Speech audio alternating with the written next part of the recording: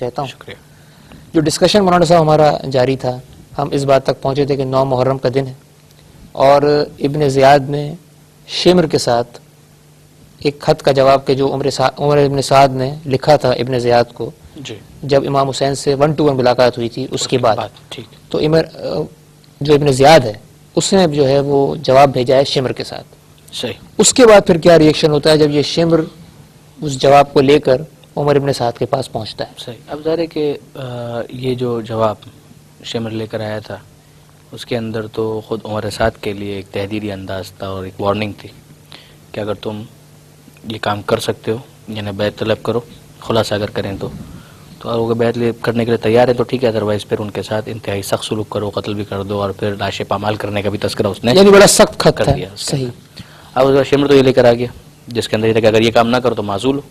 پھر اور شمر لے کر ٹھیک ہے. اب ظاہر ہے کہ عمر سعد کا پہلا جو ریئیکشن تھا وہ یہی تھا کہ وہ خود شمر کے اوپر برس پڑا، اور اس کے الفاظ یہ تھے کہ کم بخت یہ تو نے کیا کیا، خدا تجھ سے سمجھے، خدا تجھے غارت کرے اور اس پیغام کو غارت کرے جو تو میرے پاس لایا ہے. بخدا میں سمجھتا ہوں کہ تو نے ہی ابن زیاد کو میرے مشورے پر عمل کرنے سے روک دیا، وہ بھی سمجھ رہے ہیں، اور اس بات کو بگاڑ دیا جس کے بن جانے کی امید تھی. اب آپ تبصرہ سمجھیے گا. خدا کی قسم حسین اپنے کو ابن زیاد کے رحم و کرم پر چھوڑنا پسند کبھی بھی نہیں کریں گے.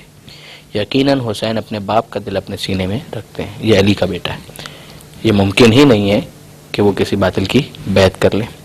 اب شمر نے اس پر کہا کہ ان باتوں کو جانے دو، یہ بتاؤ کہ اب کیا کرو گے، اپنے امیر کے حکم پر عمل یا سرداری کو میرے سپرد کرو گے. عمر سعد کے لیے یہ تھا کہ یہاں جا کہے یا نہ کہے، مگر وہی اندر جو دنیا کی جو محبت ہے وہ غالب ہے. تو بہرحال اس نے کہا کہ نہیں، مہم تو میں ہی سر کروں گا. اچھا، کتنی غلط صحیح، جہنم صحیح، آگ صحیح، خدا کا عذاب صحیح، مہم تو میں ہی سر کروں گا. اس کی باتیں بتا رہی ہیں کہ وہ اندر سے جو ہے وہ satisfied نہیں. ہاں تمہیں پیادوں کا افسر بنائی دیتا ہوں. شمر کو کہا کہ تمہیں میں جو پیادہ فوج ہے اس کا میں افسر بناتا ہوں. اب اس کے بعد پھر عمر سعد کے لیے بہت ضروری ہو گیا کہ وہ اپنی وفاداری ثابت کرے. ایسے گویا اب وہ خود ابن زیاد کی نظر میں مشکوک ہو چکا ہے. ٹھیک.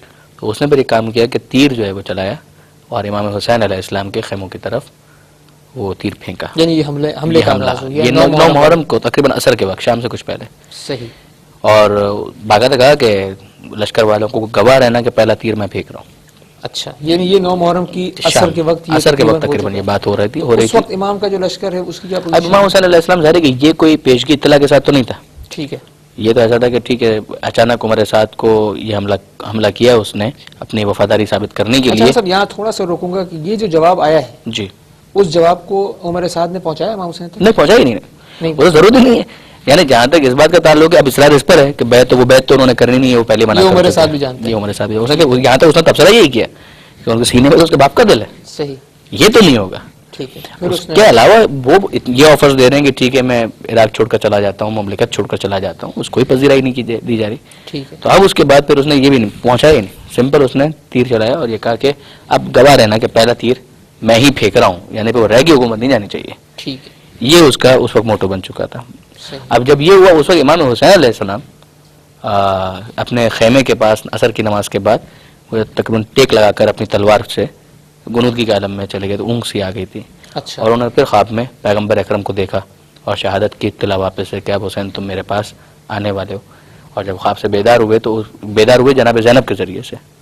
اچھا. حضرت زینب سلام اللہ علیہ نے وہ اطلاع دی کہ بھیا یہ ایسا لگ رہا ہے کہ یہ حملہ ہو چکا ہے. اب باہر تو جو افراد تھے جیسے حضرت عباس اور دوسرے افراد وہ بھی آ رہے، لیکن یہ خیمے سے نزدیک تھے اور ان کو آواز آئی. کیا ہوا کہ اس موقع پر جناب زینب سلام اللہ علیہ نے انفارم کیا. اتنی دیر میں تھوڑی دیر کے بعد کچھ باتیں ہوئی بھائی بہن کے درمیان. اتنی دیر میں حضرت عباس بھی آ گئے گھوڑے کو دوڑاتے ہوئے کہ مولا حملہ ہو گیا. اور امام زینب سے جو گفتگو ہوئی اس کا کچھ اس کے اندر وہ مصائب کے جملے ہیں کہ جناب زینب نے سوال کیا، بتایا، امام حسین علیہ السلام نے سنا اور اس کے بعد پھر اپنے خواب کا حوالہ دیا. اور یہ یعنی ظاہر ہے کہ جو ایک بہن کے جذبات ہوتے ہیں وہ ابھر کر سامنے آئے اور امام مظلوم نے تسلی دی. یہ اب اس موقع جناب عباس تشریف لائے. ٹھیک ہے. کہ مولا حملہ ہو چکا ہے. تو کہا کہ جاؤ معلوم کرو کہ یہ کیا رائے میں تبدیلی، ابھی تو کوئی ایسی یعنی اطلاع تو نہیں تھی. صحیح. یہ کیوں اچانک حملہ ہو گیا. اور جب حضرت عباس آئے تو جناب زہیر ابن قین اور جناب حبیب وغیرہ وہاں پر موجود تھے. جو لشکر سے بات کر رہے تھے, اچھا, اور یعنی وہ دیکھ رہے تھے, ان کو آبزرو کر رہے تھے اس موقع پر. اب جناب عباس جو ہے نمائندے بن کے جاتے ہیں. ٹھیک ہے. تو انہوں نے کہا کہ ہمارے پاس کلیئر انسٹرکشن آ چکے ہیں, آرڈر آ چکے ہیں کہ یا آپ لوگ اطاعت کی بات کریں, کہیں کہ ہم بیعت کرتے ہیں, یا پھر جنگ, یا پھر جنگ. اب حضرت عباس آئے, انہوں نے کہا کہ ٹھیک ہے ویٹ کرو, میں پوچھ کے آتا ہوں امام کیا جواب دیتے ہیں, اس کے بعد تم اپنا جو بھی فیصلہ ہو بتانا. اس دوران اسپیشلی جناب برے یا جناب زہیر ابن قین وغیرہ یہ بات کر رہے تھے فوج مخالف سے, اور حضرت عباس تشریف لائے امام حسین علیہ السلام کے پاس, اور امام کو بتایا کہ یہ بات ہوئی ہے. تو اب امام حسین علیہ السلام فرماتے ہیں کہ جاؤ عباس اور ان سے کہو کہ ایک رات کی مہلت عبادت کے لیے میں چاہتا ہوں. اچھا, حضرت عباس علیہ السلام کو مہلت کے لیے کیا لکھا گیا, خدا تھا عباس کا بہت بڑا امتحان میں ہے. یہی پوچھنا چاہ رہا تھا کہ ایک اتنے بہادر شخص کے لیے کہ جس کے لیے آپ کہیں کہ جی اگر اس سے یہ کہیں کہ جنگ کریں تو وہ شاید اس کے لیے آسان ہے, اس سے یہ کہا جائے کہ مہلت مانگنے کے لیے. صحیح. تو آپ دیکھیے شاہد صاحب, اس کے اندر بنیادی ایک بات سمجھنے والی یہ ہے کہ شجاعت صرف اسی چیز کا نام نہیں ہے کہ کاٹ دو, مار دو, آنکھ نکال دو, اسی کو نہیں کہتے, ورنہ تو اسرائیل بھی پھر بہت بہادر ہے. صحیح. کہ جو مظلوم فلسطینیوں کو قتل کیا جا رہا ہے, یا لبنان کے اوپر جس نے حملہ کر کے اتنے شہریوں کو قتل کر دیا, یہ تو پھر اگر شجاعت یہ شجاعت نہیں ہے, تو چنگیز خان بھی بہت بڑا بہادر ہے. بہادری اسے کہتے ہیں کہ انسان اپنی قوت غضب کو کنٹرول میں رکھتے ہوئے جہاں اس کا استعمال ہونا چاہیے اپنی عقل کو استعمال کرتے ہوئے اس کے فیصلے کے مطابق, اور اپنے امام کے حکم کو مد نظر رکھتے ہوئے پھر اگر وہ اپنے قوت غضب کو استعمال کرے تو اس کو شجاعت کہتے ہیں. ورنہ تو تحور ہے اس کے لیے علم اخلاق کی اصطلاح کے اندر, کہ اس کو بھی شجاعت نہیں کہتے, پھر تو تحور ہے. یہ حضرت عباس جو تھے وہ تحور کا جذبہ نہیں تھا, ان کے پاس شجاعت تھی, وارث علی ہیں جو صرف کاٹنا اور یہ نہیں ہے, بلکہ جانتے ہیں کہ کہاں پر تلوار کو اٹھانا ہے اور کہاں پر تلوار کو نیام میں رکھنا ہے. یعنی بہادر شخص کے لیے تلوار نیام میں رکھ کے مہلت مانگنے جانا یہ خود بہادری, یہ خود جو ہے یہ ضبط نفس کا مقام. صحیح. اب امام مظلوم کے نمائندے بن کر وہ جاتے ہیں اور ان لوگوں سے کہتے ہیں کہ عمر سعد کے سامنے یہ بات رکھتے ہیں کہ ایک رات کی مہلت عبادت کے لیے چاہیے. اچھا, اس کی اور کیا وجہ نظر آتی ہے اس ایک رات کی مہلت مانگنے کی؟ ایک تو وہ وجہ ہے کہ جو پیش کی گئی عبادت کے لیے ہے, صحیح. کیا کوئی اور وجہ بھی مصلحت نظر آتی ہے؟ اچھا دیکھیے, تین چیزیں جو جیسے میں علامہ سید علی نقی نقن صاحب علیہ اللہ مقامہ نے اپنی کتاب شہید انسانیت کے اندر ان تین وجوہات کو انالائز کیا. ایک تو عبادت, وہ تو بہت روشن ہے, امام نے خود کہا صحیح کہ خدا جانتا ہے کہ میں اس کی عبادت کو کتنا پسند کرتا ہوں, اور وہ ساری رات پر ریفلیکٹ بھی کیا ہے کہ خیموں سے ویسے آواز آ رہی جیسے چھتے سے مکھیوں کے بن بنانے کی آواز آتی ہے, ویسے تسبیح و تحلیل کی آواز آ رہی تھی. کہیں سے اللہ اکبر کی صدا ہے, کہیں سے سبحان اللہ, کوئی رکوع میں ہے, کوئی سجود میں, جو پہرے پر ہیں وہ پہرے پر ہیں, اور اس کے بعد پھر یہ شفٹنگ ہوتی ہے, اور اس کے بعد پھر عبادت کا ایک شب عاشور عبادت میں گزر. ایک تو یہ وجہ بہت روشن ہے. نمبر دو, امام نے شب عاشور اپنے ساتھیوں کو مخاطب کر کے ایک خطبہ دیا, پھر ایک خطبہ دیا, یعنی یہ ساتھیوں کو پھر ایک طرح سے موقع دیا کہ اگر وہ جانا چاہتے ہیں تو جا سکتے ہیں. ابھی یہ تو یعنی امام مظلوم کو تو آخر تک فلٹر کیا ہے. صحیح. اور یہاں پر اگر آپ مجھے اجازت دیں تو میں امام کا وہ خطبہ آپ کے سامنے پیش کروں کہ امام ارشاد فرماتے ہیں کہ تمام تعریفیں خدا کے لیے ہیں, راحت و تکلیف ہر حال میں اس کا شکر ہے. یہ جملہ جو ہے یہ خود بہت بڑا میسج ہے, راحت و تکلیف ہر حال میں اس کا شکر ہے. یہ نہیں ہے کہ انسان کے پاس بظاہر صرف اگر نعمتیں ہی آ رہی ہیں تو انسان کا اللہ کا شکر نہیں. صحت میں شکرن للہ کہنا یہ تو ہے, مگر بیماری میں بھی انسان کے اندر یہ حوصلہ ہو کہ وہ کہے شکرن للہ الحمدللہ. جب وسعت رزق ہے تب تو وہ کہے گا الحمدللہ, تب بھی نہ کہے تو بہت ہی بدبخت ہے. مگر جب واقعی رزق کے اندر کچھ تنگی ہے اس وقت بھی انسان کہے الحمدللہ شکرن للہ.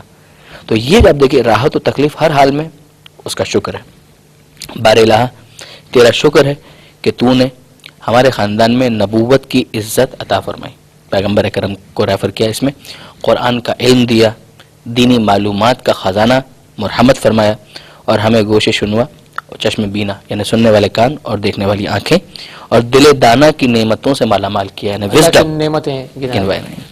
اب اس کے بعد امام فرماتے ہیں معلوم ہونا چاہیے کہ دنیا میں کسی کے ساتھیوں کو اپنے ساتھیوں سے زیادہ باوفا اور ان سے بہتر نہیں جانتا. اپنی ٹیم کی یعنی اس وقت جو افراد موجود ان کے تذکرہ کریں, اور نہ اپنے اعزہ سے اپنے رشتہ داروں سے زیادہ نیکوکار اور ادائے حق کرنے والے اعزہ کسی کے مجھے معلوم ہے. خدا تم سب کو میری طرف سے جزائے خیر دے. آگاہ ہو کہ دشمن کل ضرور جنگ کرے گا. Clear cut. کل دشمن ضرور جنگ کرے گا. میں بخوشی اجازت دیتا ہوں کہ جہاں تمہارا جی چاہے چلے جاؤ. میں بیعت کی ذمہ داری تم سے ہٹاتا ہوں. رات کا پردہ پڑا چاہتا ہے اسی کو اپنا مرکب بنا کر روانہ ہو جاؤ. یعنی اسی کا فائدہ اٹھاؤ رات کے اندھیرے میں اور نکل جاؤ. آنے کے لیے پابندی ہے, جانے پر کوئی پابندی نہیں ہے. تم ہی کو میں جانے کے لیے نہیں کہتا, بلکہ ہر ایک تم میں سے, میرے عزیزوں میں سے بھی ایک شخص کا ہاتھ پکڑے اور اپنے ساتھ لیتا جائے. یعنی یہ ایک طرح سے کہ اگر تم سے کوئی پوچھے کہ کیوں آ گئے تو کہا ہم تو امام کے ایک رشتہ دار کو لے کر آئے. ایک طرح سے ایک بہانہ دینے کے لیے بھی, اس لیے کہ یہ لوگ صرف میرے طالب ہیں. اگر مجھے قتل کر ڈالیں تو پھر کسی دوسرے کی طرف متوجہ نہیں ہوں گے. اب امام کے ان الفاظ پر جو ریئیکشن ہے, حضرت ابوالفضل عباس علمدار امام مظلوم وہ ارشاد فرماتے ہیں اور کہتے ہیں کس لیے ہم ایسا کریں. اب میں خلاصہ عرض کر رہا ہوں, کس لیے ہم ایسا کریں؟ کیا اس لیے کہ آپ کے بعد ہم زندہ رہیں؟ ہرگز نہیں. خدا ہم کو یہ روز بد نصیب نہ کرے, یہ روز بد نصیب نہ کرے. یعنی ایسا برا دن ہمیں نصیب نہ ہو کہ ہم آپ کے بعد زندہ رہنے کی تمنا کریں. اور اس کے بعد دوسرے افراد نے بھی یہ حضرت عباس کی تائید میں کلمات کہے. تھوڑا سا میں آپ کو روکوں. ناظرین, ہم ڈسکس کر رہے ہیں شب عاشور کے واقعات کو, اور شب عاشور میں حضرت امام حسین علیہ السلام نے اپنے ساتھیوں سے خطاب کیا ہے, اور اب جو امام حسین کے ساتھی ہیں ان کا ریئیکشن کیا ہے اس پر ہم اپنے ڈسکشن کو کیا رہا. آپ نے بیان فرمایا حضرت عباس علیہ السلام کا ریئیکشن کہ انہوں نے جو ارشاد فرمایا تھا, دیگر ساتھیوں کا کیا ریئیکشن ہے؟ جی ہاں, یعنی اب دیکھیے خود امام مظلوم کا یہ جو خطاب تھا اس کے بعد بعض کتابوں کے اندر تو یہاں تک ہے کہ امام حسین علیہ السلام نے چراغ گل کر دیا کہ اگر کوئی روشنی کی وجہ سے, اگر باہر تو اندھیرا ہے مگر یہاں تو چراغ روشن ہے, کہ اگر کوئی چراغ کی روشنی کی وجہ سے شرما شرمی کی وجہ سے رکا ہوا ہے, لو میں نے چراغ بھی گل کر دیا, اب تم چلے جاؤ. صحیح. اب جب چراغ روشن کیا گیا تو گریے کی صدائیں تو ہیں مگر کوئی ایک شخص بھی کم اس وقت نہیں ہوا. اب امام مظلوم حضرت عباس علمدار کا ریئیکشن جیسے کہ میں نے آپ کی خدمت میں عرض کیا. اب اس کے بعد اولاد عقیل کو مخاطب کر کے جناب مسلم کی جو فیملی بالکل نیئر ونس جو تھے ان کو مخاطب کر کے کہتے ہیں کہ تمہارے لیے تو مسلم کا قتل ہو چکنا بہت کافی ہے, تم چلے جاؤ. آپ کی فیملی سے ایک قربانی تو آ چکی, میں تمہیں اجازت دیتا ہوں. اب انہوں نے کیا کہا, ہم ایسا نہیں کریں گے, آپ کے بعد زندہ رہنے کا کوئی مزہ نہیں. یہاں پہ میں آپ کو یاد دلاؤں, یہ بعض احباب جو ہیں وہ غلط فہمی کا شکار ہی ہو گئے. یعنی جب بیان کرتے ہیں کربلا کے واقعات کو تو کہتے ہیں کہ یہ تو مسلم بن عقیل کے جو گھر والے تھے اور ان کے یعنی جو فیملی والے تھے ان کی وجہ سے امام حسین علیہ السلام, ورنہ تو امام حسین علیہ السلام درمیان سے جا رہے تھے. جی قطعاً غلط ہے. جو درمیان میں بھی سالبیہ کے مقام پر بھی جو پوچھا تھا تو اس کا مقصد یہی تھا کہ لوگوں کے سامنے جو اسدی افراد تھے جنہوں نے یہ کہا تھا کہ مولا آپ کی جان خطرے میں, تو وہ تو خطرے میں ہے ہی, وہ کہاں خطرے سے باہر. مگر یہاں پر یہ کہنا کہ مثلا یہ ہے کہ یہ اولاد عقیل کی وجہ سے کہ انہوں نے انتقام کی بات کی اور چونکہ یہ عربوں کا ایک انداز تھا, ایک انتقامی جذبہ, یہ نان سینس ہے, یہ زیادتی ہے. کربلا کے واقعے کو, اس کی اہمیت کو کم کرنے کی یہ ایک غلط طریقہ, غلط کوشش ہے. تجزیہ کریں طریقے سے کر. اب یہاں پر آپ دیکھ لیجئے شب عاشور, پھر امام جب ان سے یہ کہتے ہیں تو یہ کہتے ہیں ہم ایسا نہیں کریں گے, ہم آپ کے بعد زندہ رہنے کا کوئی مزہ نہیں. یہاں پہ کوئی جناب مسلم بن عقیل کی تو بات بھی نہیں ہے, ورنہ تو ان کو کہنا چاہیے ہم تو جائیں گے کوفہ کچھ بھی کر کے. ابھی تو ہم جا رہے ہیں اور ہم جائیں گے پھر بعد میں کوفہ, اور پھر کوفہ جا کے ہم انتقام لے کے. نہیں, ابھی امام حسین علیہ السلام کا ساتھ دینے کی منزل ہے. اب اس کے بعد یہ تو رشتہ داروں کی بات ہوگی. صحیح. اس کے بعد پھر جناب یہاں پر وہ واقعہ بھی آتا ہے, وہ جناب زینب جو ہیں انہوں نے اپنے بھائی سے کہا تھا کہ کیا آپ نے اپنے ساتھیوں کو چیک, یہ بھی 9 محرم ہی کا, یہ شب عاشور کا ہی ہے. یہ بھی شب عاشور ہی کا واقعہ ہے کہ جس میں جناب زینب نے اپنے بھائی سے یہ سوال کیا تھا. اور اس کے بعد پھر یعنی اب یہ رات کے اندر پھر دیگر تمام جتنے بھی ساتھی تھے انہوں نے کہا کہ ہم بی اگر آپ کہیں تو ہم اپنی تلواروں سے اپنی گردن شہرک جو ہے اسے کاٹ دیں. جب امام سے جناب زینب کے مکالمے کو, جیسے کہ خیمے کے پیچھے ایک وہ جو پہرا دے رہے تھے انہوں نے سن لیا, ان کے کانوں میں یہ آواز آ گئی, تو انہوں نے تمام ساتھیوں کو بھی بلا کر کہا تھا کہ غضب ہو گیا, ہماری بیوی کو ہماری وفاداری پر یقین نہیں. تو پھر انہوں نے یہ جملہ کہا اور بیوی نے پھر ان کو دعائے خیر بھی دی تھی. اب اس موقع پر جو ہم ابھی بات کر رہے تھے, جناب مسلم بن اوسجہ اسدی, یہ وہی جو کوفے کے اندر بھی تھے, خطوط لکھنے والوں میں بھی شامل ہیں اور پکے ہیں. صحیح. بوڑھے ہیں, صحابی رسول بھی ہیں, صحابی مولا بھی ہیں, صحابی امام حسن بھی ہیں, اور اب صحابی امام حسین علیہ السلام بھی ہیں. اور وہ ارشاد فرماتے ہیں کہ ہم آپ کو چھوڑ دیں, یہ نہیں ہو سکتا. خدا کی قسم میں ان دشمنوں سے نیزے کے ساتھ جنگ کروں گا, یہاں تک کہ میرا نیزہ ان کے سینوں میں ٹوٹ جائے اور تلوار چلاؤں گا جب تک کہ اس کا قبضہ میرے ہاتھ میں ٹھہر سکے، صحیح. اور میں آپ سے کسی طرح جدا نہ ہوں گا. اگر ہتھیار نہ ہوں گے کہ جن سے جنگ کروں تو میں انہیں پتھر ماروں گا اور آپ کی حمایت کروں گا یہاں تک کہ آپ کے قدموں پر اس جان کو نثار کر دوں. سعید بن عبداللہ ایک اور امام کے چاہنے والے، کربلا کے شہید، وہ کہتے ہیں بخدا ہم آپ کا ساتھ نہیں چھوڑیں گے جب تک کہ خدا کی بارگاہ میں یہ ثابت نہ کر لیں کہ ہم نے رسالت مآب کے غائبانہ حق کو آپ کے بارے میں ادا کر دیا. بخدا اگر مجھے یہ معلوم ہو کہ میں قتل ہوں گا، پھر زندہ کیا جاؤں گا، پھر جیتے جی جلا دیا جاؤں گا، میری خاک ہوا میں منتشر کر دی جائے گی، اور ایسا ہی میرے ساتھ 70 مرتبہ ہوگا، تب بھی میں آپ کا ساتھ نہ چھوڑوں گا جب تک آخری مرتبہ بھی آپ کے قدموں پر موت نہ آ جائے. چہ جائے کہ یہ تو ایک مرتبہ کا قتل ہونا ہے اور اس کے بعد دائمی عزت ہے جو کبھی ختم ہونے والی نہیں ہے.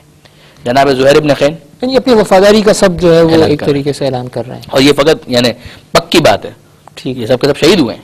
زہیر ابن خین وہ فرماتے ہیں باخدا میری تو آرزو یہ ہے کہ میں قتل کیا جاؤں، پھر زندہ ہوں، پھر قتل کیا جاؤں، ایسا ہی 1000 مرتبہ ہو، مگر کسی طرح آپ سے اور آپ کے خاندان کے نوجوانوں سے ان مصائب کو دور کرنے کی کوشش کر سکوں.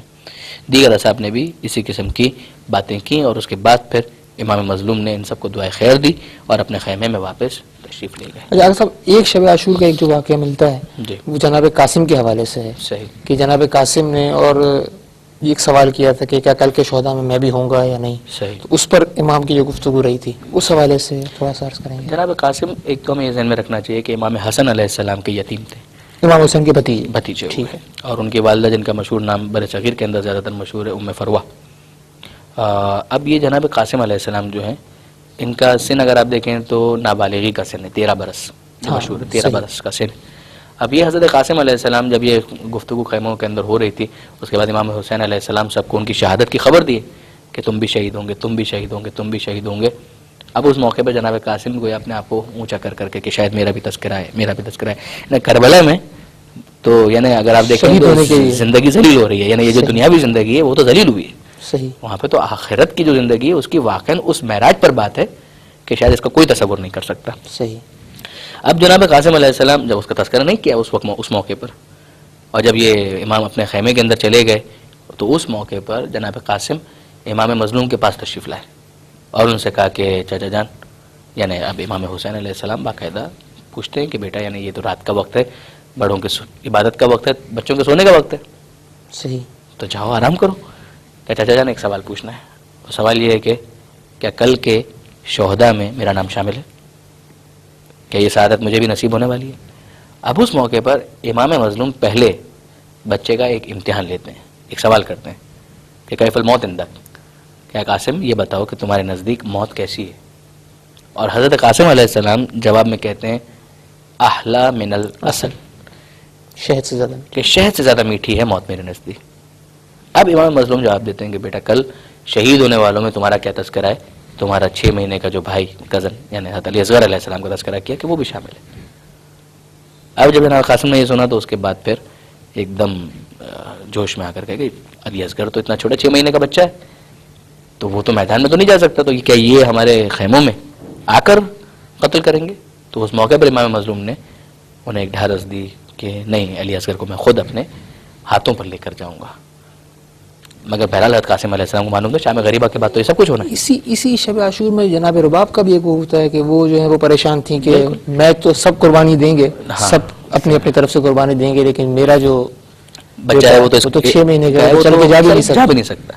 اور اس میں پھر جناب رباب جو ہے ان کو بھی تسلی یہ دی گئی کہ جو 6 ماہ کا علی اصغر ہے اس کا جات تو ایسا ہوگا کہ دنیا حضرت علی اکبر کے جات کو بھی بھول جائے گی، قاسم کے جات کو بھی بھول جائے گی. وہ اسی اعتبار سے ورنہ جناب رباب کی یعنی اب دیکھیے اس کے اندر یہ نہیں ہے کہ اچھا ہے 6 ماہ کا میرا بچہ ہے وہ تو بچ جائے گا، یہ نہیں، بلکہ الٹا ہے کہ افسوس مجھے اس بات کا ہو رہا ہے کہ میرا بچہ اتنا چھوٹا ہے کہ وہ قربانی نہیں دے سکے گا. اور پھر یعنی ان کو یہ تسلی دی جاتی ہے کہ نہیں، یہ قربانی تو سب قربانیوں سے بڑی ہو جائے گی. جناب زینب نے بھی جناب اونا محمد کو اسی طریقے سے جناب لیلا کے بارے میں ملتا ہے، جناب ام لیلا کہ وہ جناب علی اکبر کو تیار کر رہی تھی اور نصیحت کر رہی تھی کہ بیٹا علی اکبر کل کربلا کے میدان میں مجھے ذلیل مت کروانا. صحیح. اچھا صاحب، ایک اور امپورٹنٹ واقعہ شب عاشور کا جو ملتا ہے وہ ہے جناب حر کے حوالے سے. کہ جناب حر جو ہیں وہ یزیدی لشکر کو چھوڑ کر جو ہے وہ باقاعدہ امام کے ساتھ آ گئے تھے. صحیح. اس کا کیا مسئلہ ہے؟ اچھا وہ شب عاشور کا نہیں ہے, وہ روز عاشور کا ہے. وہ روز عاشور. روزہ شب عاشور تو جناب حر کی کیفیت جو ہے اچھا وہ جنت اور جہنم کے درمیان والی تھی. صحیح. یعنی جناب حر وہ اس پوزیشن میں تھے, وہ سوچ رہے تھے کہ یہ ہو کیا رہا ہے. انہیں تو یہ بھی یقین نہیں آ رہا تھا کہ واقعی جنگ ہونے والی ہے, اس لیے کہ امام کی جو روش تھی وہ اتنی مصالحت کی طرف وہ روش تھی کہ جناب حر یہی سمجھ رہے تھے کہ نہیں بازار کوئی نہ کوئی راہ نکل آئے گی, اور مجھے یہ ذلت, یعنی اس وقت ان کی کیفیت تقریباً عمر ابن سعد سے مطابقت رکھتی تھی. صحیح. آہستہ آہستہ وہ ترقی کر رہے تھے. اچھا. رات بھر وہ اسی اضطراب کے اندر رہے. ظاہر ہے کہ امام مظلوم کے خیموں سے اللہ تش کی صدائیں آ رہی ہیں, صحیح, اور ریگستان کی خاموشی کو توڑتی ہوئی کانوں تک پہنچ رہی ہیں کہ اللہ تش بچے پکار رہے ہیں, پیاس پیاس پیاس پیاس. اور پھر حر کو یاد بھی آ رہا ہے کہ جب ہم لوگ آئے تھے پیاسے تھے اور پیاسے تھے اور مرنے کے قریب تھے تو یہی حسین تھے کہ جنہوں نے ہم سب کو سیراب کیا تھا. اور اب کربلا کے اندر اس وقت تو جو فوج تھی تو 1000 کی تھی, اس کے سالار بھی یہی تھے. صحیح. تو ابن زیاد کے حکم پر عمل بھی جو کیا تھا بظاہر تو انہوں نے کیا تھا. یہی شرمندگی ہے کہ میں ان کو لے کر آیا. تو اب یہ رات تو انہوں نے اس عالم میں گزاری. تب اس کے بعد پھر جب دن نمودار ہوا تو اس کے بعد پھر یعنی یہ خود ایک رات کی مہلت مانگنے کا ایک پرپس اور وجہ سمجھ میں آتی ہے کہ جو فوج مخالف ہے وہ ایک مرتبہ پھر اپنے کردار کا جائزہ بھی لے لے اور سوچ بھی لے کہ اسے کیا کرنا ہے. اور ایز اے ریزلٹ واقعا جناب حر نے پھر نیکسٹ ڈے وہ کام کیا. جو آپ خود سوچیے یعنی مادیات کے اعتبار سے مادی زندگی کس طرف ہے. یہاں پر تو امام تو جو ساتھی ہیں ان کو بھی کہہ رہے ہیں کہ تم سب نے شہید ہونا ہے. وہاں پر اگر بچنے کے امکانات ہیں تو وہاں پر, یہاں پر ظاہری ہے دنیا کی زندگی تو ختم. جو بچنے کی بات ہے دنیاوی اعتبار سے تو ہمارے ساتھ رہ کی حکومت ملے گی, شاید مل جائے, انعام ملے گا, اکرام ملے گا, گھر بن جائے گا, محل بن جائے گا, پتہ نہیں یہ ہو جائے گا, یہ ساری چیزیں وہاں پر ہے. اور حر جو ہے وہ ان سب چیزوں کو لات مار کے ٹھکرا کے امام مظلوم کی طرف آتے ہیں. اور پھر ان کا تو انداز بھی, وہ اپنے بیٹے کو بھی لے آئے اور اپنے ہاتھ بھی بندھوا لیے, اور پھر جب وہ جا رہے تھے تو اس موقع پر پھر یعنی امام مظلوم استقبال کرتے. کوئی ایسی چیز کہ جس نے جناب حر کو باقاعدہ کھینچا ہو؟ بہت ساری چیزیں ہیں لیکن کوئی ایک ایسی چیز آپ ایک تو خود دیکھیے نا, یعنی یہ والا جو احساس, جیسے کہ میں نے آپ سے گزارش کی کہ خود یہ احساس کہ ہم پانی بند کرنے والے اور انہوں نے ہمیں پانی پلا کر سیراب کیا تھا, ہمارے جانوروں تک کا سیراب کیا تھا. کردار امام حسین علیہ السلام کا, کردار یزید کا, وہ تو ویسے کمپیریزن سب کے ذہن میں تھا ہی آلریڈی. اب سارا مسئلہ یہ تھا کہ اندر سے جو ضمیر ایک الارم بجا رہا ہے کیا کیا جائے. یعنی یہ بالکل فجر کی نماز کے وقت جو الارم بج رہا ہے, آیا اس الارم کو سننے کے بعد مسلح پر آتے ہیں یا اس الارم کو بند کر کے پہلو بدل کے سو جاتے ہیں. اور حر کے دل میں ویسے ہی جناب سیدہ کی بھی ایک عظمت جو ہمیں ایک واقعہ بالکل یعنی جس موقع پر یعنی یہ امام حسین نے کہا تھا کہ روکا تھا کہ نہیں میں آپ کو آگے نہیں بڑھنے دوں گا, تو اس موقع پر امام حسین علیہ السلام نے جھولا کہا تھا سقلت کو اموں کو یا حر, اے حر تیری ماں تیرے ماتم میں بیٹھے. صحیح. کس کی لگام پر ہاتھ ڈالا ہے. اور اس موقع پر حر نے یہ جملہ کہا تھا کہ آپ نے تو میری ماں کا نام لے بھی لیا لیکن میں آپ کی ماں کا نام بغیر وضو کیے لے بھی نہیں سکتا. پروفیسر عطا شاہ صاحب ڈیرہ غازی خان کے کالج کے پرنسپل رہے اور بڑی ہی علمی شخصیت ہیں, وہ ایک جملہ کہتے ہیں اس حوالے سے. وہ کہتے ہیں کہ حر کو جناب سیدہ کے احترام نے بچا لیا. جناب سیدہ کا احترام جو اس کے دل میں موجود تھا یہ اسے ہدایت تک لے آیا, ورنہ حر سے جناب حر بنا دیا. ورنہ تو آپ دیکھیے وہ لعنت کا مستحق تھا, جس طرح سے دوسرے جتنے قاتلین ہیں یزید سے لے کر عمر سعد تک یہ سب کے سب ملعون ہوئے. حر جو ہے وہ علیہ السلام کی کیٹیگری کے اندر چلا گیا, تو کس نے اسے علیہ السلام بنایا؟ صحیح. یہ اس کا جو فیل تھا, جو اس کا فیصلہ تھا, اس کی ایک بنیادی وجہ پروفیسر عطا شاہ صاحب کے اس جملے کی روشنی میں کہ احترام جناب سیدہ سلام اللہ علیہ. بہت شکریہ آقا صاحب. ناظرین, شب عاشور کے واقعات تک ہم اس پروگرام میں ڈسکس کر چکے. یقیناً کل ہم عاشور کے دن کے جو واقعات ہیں اور اس حوالے سے جو چیزیں ہمارے سامنے آتی ہیں ان کو ہم ڈسکس کریں گے. یہاں پر مجھے اور ہمارے ساتھ مولانا محمد رضا داؤدانی صاحب کو اجازت